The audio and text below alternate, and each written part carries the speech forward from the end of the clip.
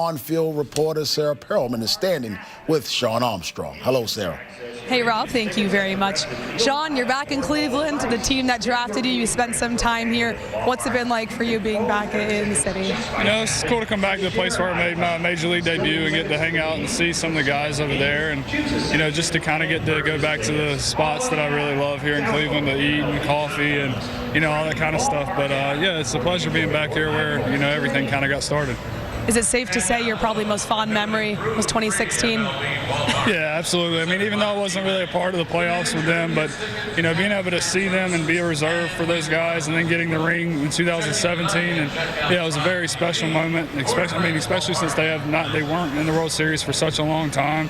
But, yeah, I mean, anytime that you're a part of something like that, it's words can't describe it. Shawn, since you've been with Baltimore, you've been really successful out of the bullpen. What changed from the time that you were with Seattle to joining the Orioles this season? Well, you know, I mean, coming off the oblique injury, you know, last game of spring training and tearing that and trying to get back into the swing of things, you know, and trying, you know, when everybody else is in season mode, I was kind of restarting spring training.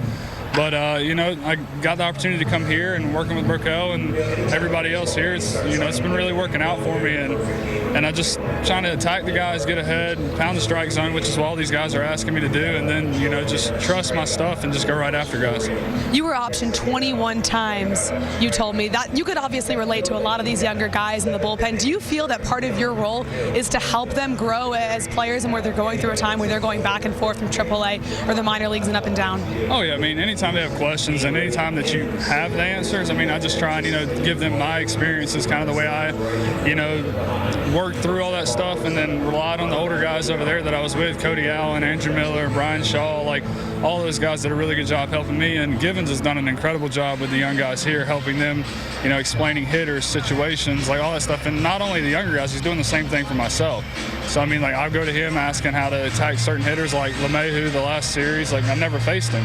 So, I mean, I think that's what the bullpen's all about is, you know, being able to come together and work together because you're not out there just pitching for yourself. You're out there trying to help the team, and you got to take pride as that unit as a bullpen. What is the atmosphere in the bullpen right now? The team is struggling a little bit, the bullpen in particular. What's the atmosphere in there, the mood of all of you guys? I mean, nobody's down. There's not, I mean, if you're going to come out here and sulk about letting up runs and so forth like that, like, I mean, it's going to happen. This is a game of failure. So, I mean, I think, like I said, relying on one another and trusting the scouting reports, and then when the lights turn on and you get out there 60 feet 6 inches, just trusting your stuff and just trying to attack hitters. I mean, the game's changing. Home runs are going to happen. Strikeouts are up. So, I mean, as long as you trust your stuff and make good pitches, you're going to have success more than not. And I think that's really what it comes down to. We're all going to fail eventually. I mean, that's the game.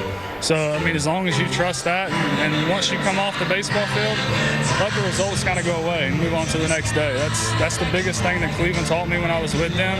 And if I can give any advice to any of the younger guys, that's what I would say. And honestly, I think the guys here, they do a great job of that. Shawn, thank you so much. Absolutely, it's a pleasure.